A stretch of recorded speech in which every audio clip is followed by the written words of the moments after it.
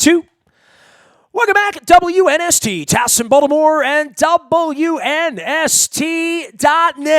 The Ravens are 2-0. The Redskins are 0-2. The Steelers are 0-2. Even Joe Flacco is 0-2 at this point. But Brian Billick is still undefeated. He is our coach, and Coach Billick out at NFL Network and on Twitter and here, all on behalf of the Living Classrooms Foundation, where we have Maritime Magic coming up in 2 weeks. And what a weekend. They picked Maritime Magic the same weekend to honor Coach Billick in the Ring of Honor. You know, there's going to be a lot of praise for you around here the next 2 weeks. I hope you're comfortable with that, because I know you like the criticism better sometimes.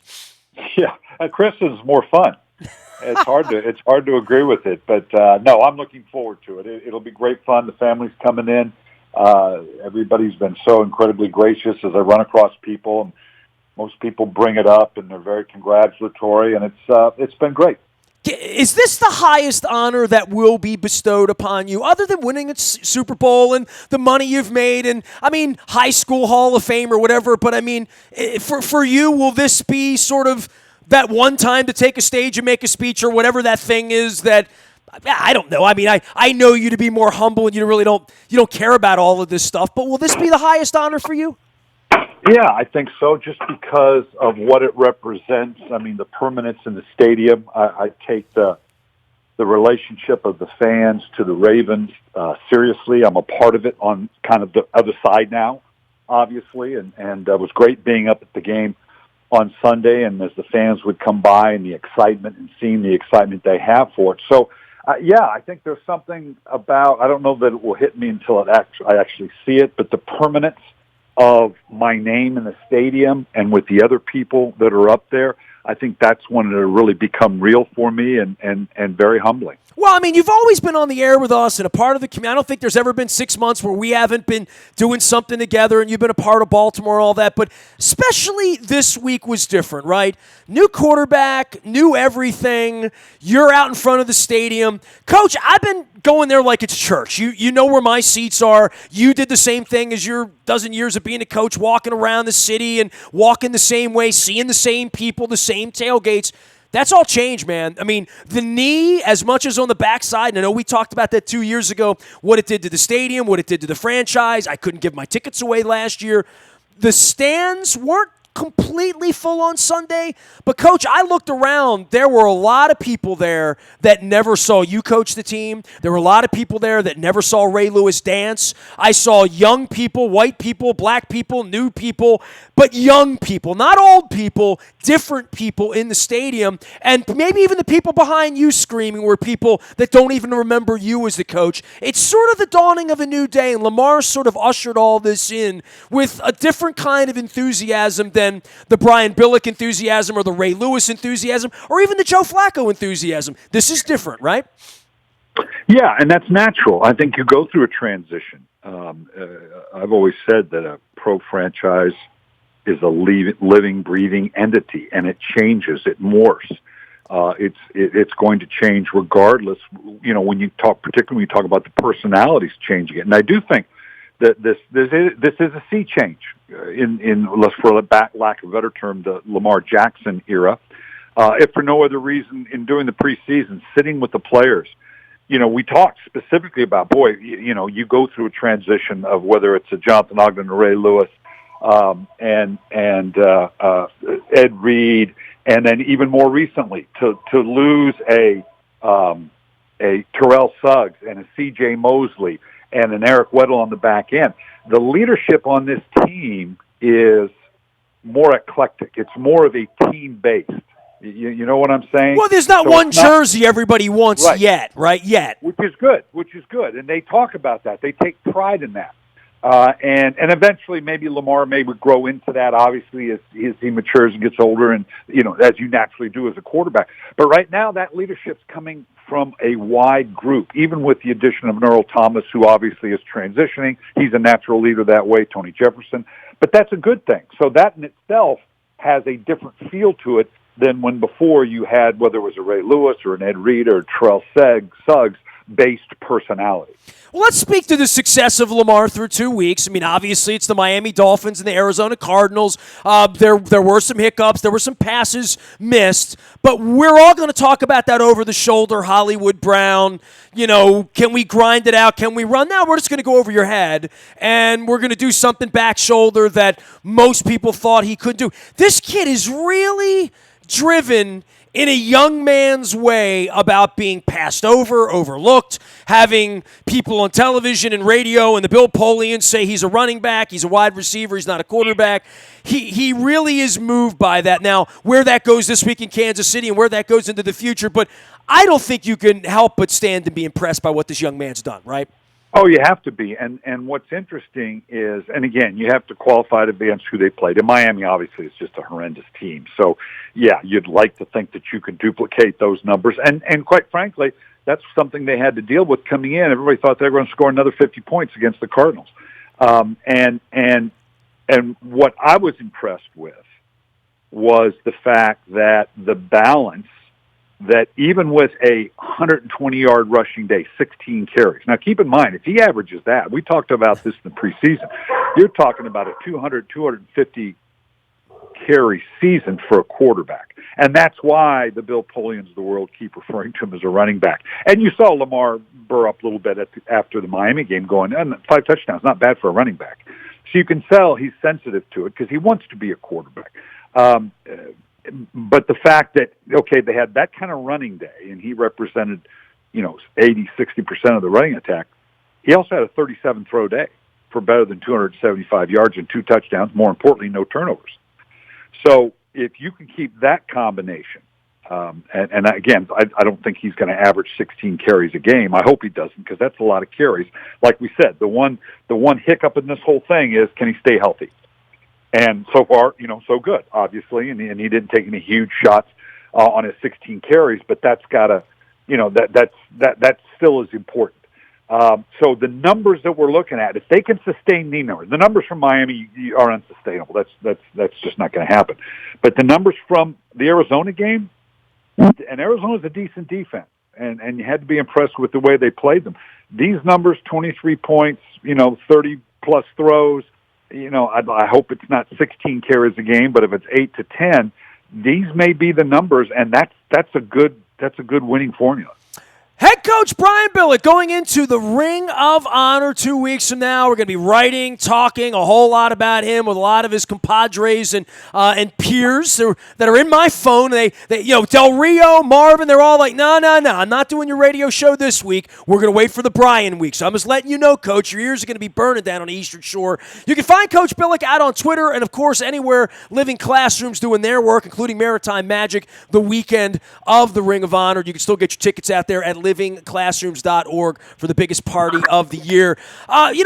Coach, for you watching all of this happen with Lamar and the detractors and this and that, is there an inner offensive coordinator nerd in you that's watching everything Greg Roman is doing and thinking to yourself, what if back in your day, if you had this, or, you had Randall Cunningham at the end, you had some quarterbacks that could move around a little bit, but this is a different kind of a weapon, and I think so much of this is about scheming and what Greg Roman can do. And I even saw some blocking with Marshall Yanda that's opening up passing lanes for a quarterback who is not 6'6". Yeah, I think Greg's doing a fabulous job of tapping into the strengths of Lamar Jackson. They made it very clear. They recognized going in they weren't going to try to shove that square peg into a round hole. Lamar right now is not that 3, 5, 7 step progression read, 1, 2, 3, this, that, it's different right now. And they're orchestrating to that difference. And it's going to take a while for people to get used to it. And they're going to have to not just get used to it.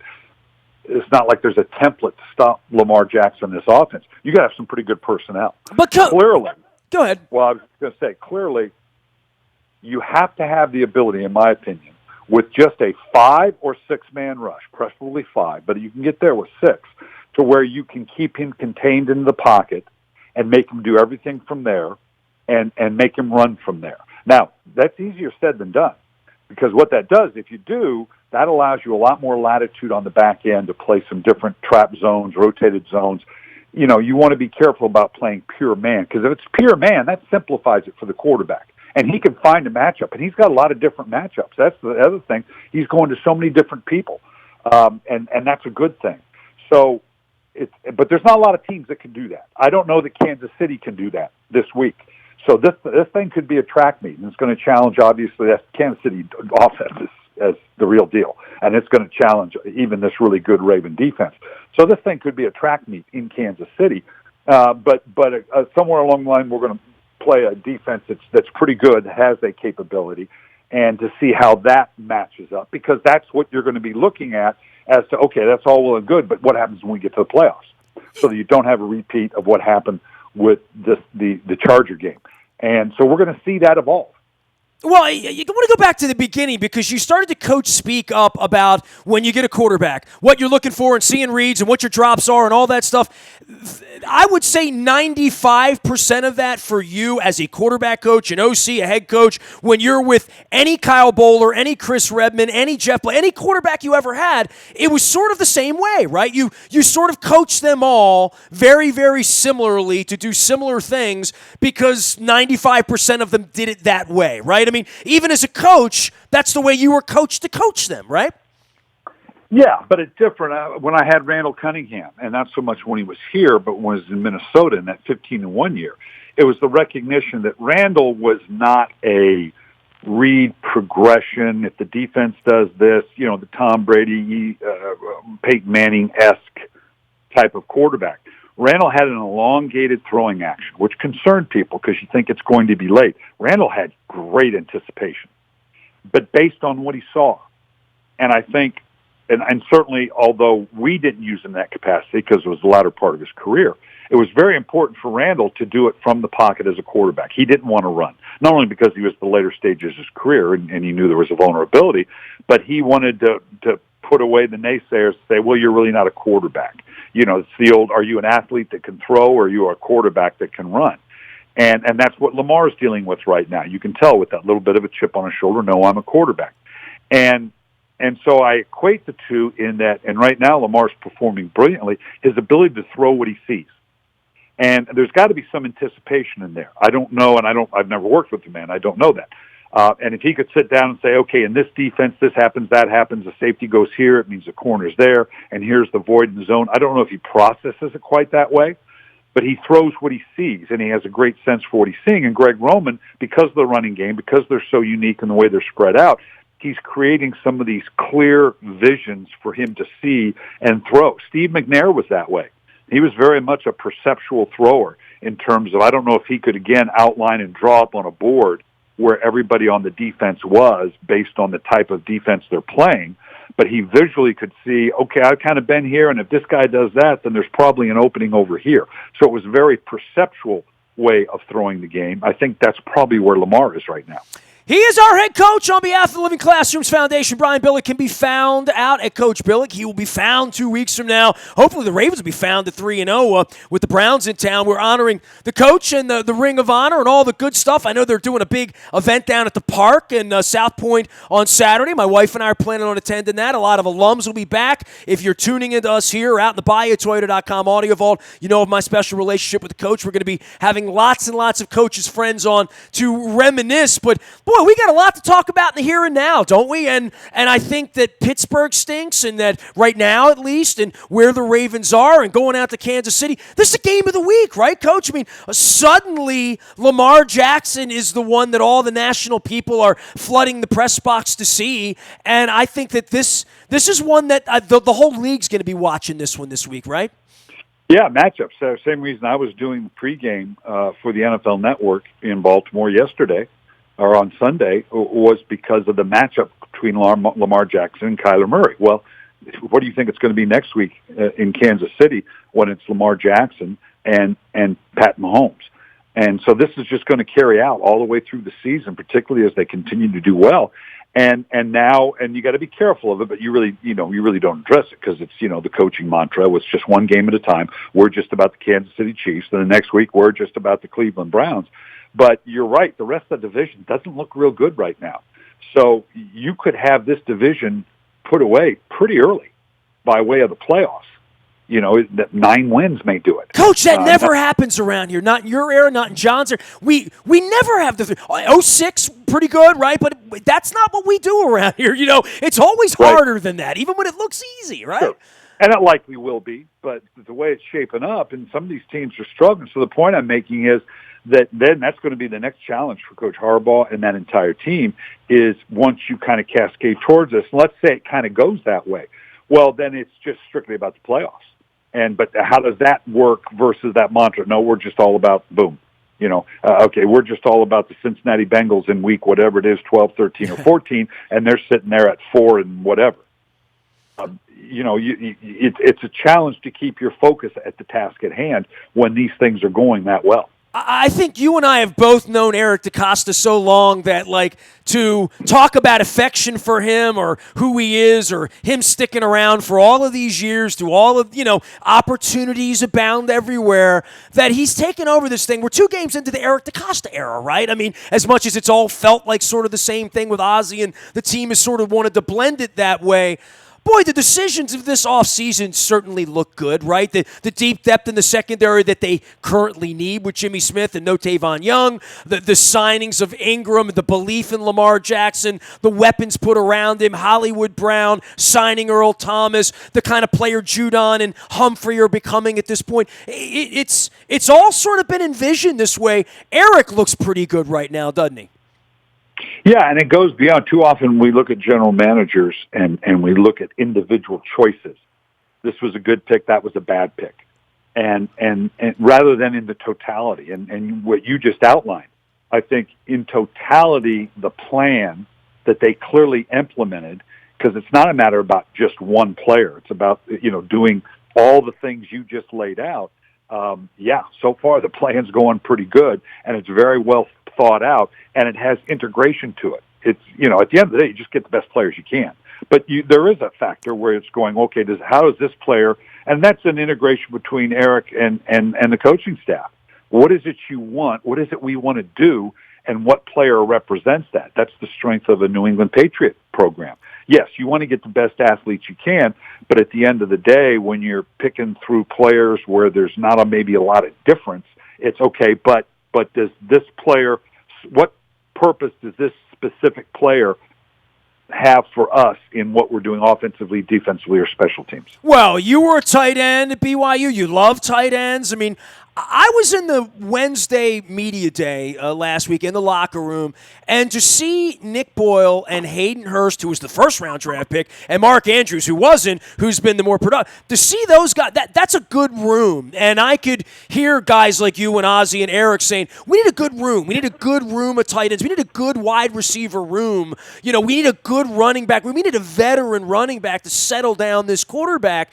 And, Coach, after the game, Lamar Jackson was almost brooding after the game. He was a little pissed off. He was a little, I want to say sullen. Maybe that's the wrong word. But he came over and spent time with Mark Ingram and said, I'm going to find you after the game. And obviously Lamar wants to fix the problems. And having what I call Mark Ingram, a grown-up in the room, and Earl Thomas, a grown-up in the room, there are interesting factions in this team that Eric has put these things together to say, I want good rooms full of people. And I don't know that they like their wide receiver room the last couple of years. Yeah, I would agree. I think across the board that goes to what we talked about in terms of the leadership in this team seems to be a lot more broad-based. It's not a singular guy. And that can be a good thing. That doesn't mean you don't, when you have a great leader like a Ray Lewis or a Ed Reed or Terrell Suggs later on, so it's not like that's a bad thing. But it is, and in this instance, on a young team that's kind of growing together, it will pull them together. It will make them stronger as a group. So, that's all good stuff. And the fact that Lamar seems to have the kind of personality that he covets that and is willing to embrace that's a good thing. All right, man, I'm going to try to not have any dust in the air up in the upper deck when they're giving all the warm fuzzies, and I'll be talking a lot about you over the next 2 weeks here. So I hope to see you on the other side of the Ring of Honor. Hope to see you around town. It was great seeing you down with the fans, and you're having fun with this Ravens thing, aren't you? Being the former Ravens head coach who's now the announcer and with the program. This is a fun time in life for you. I know you're enjoying your grandkids, too.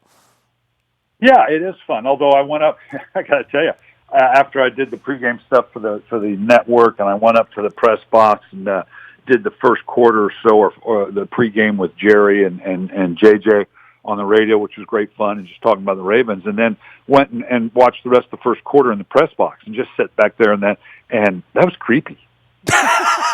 It's quiet in there, isn't it?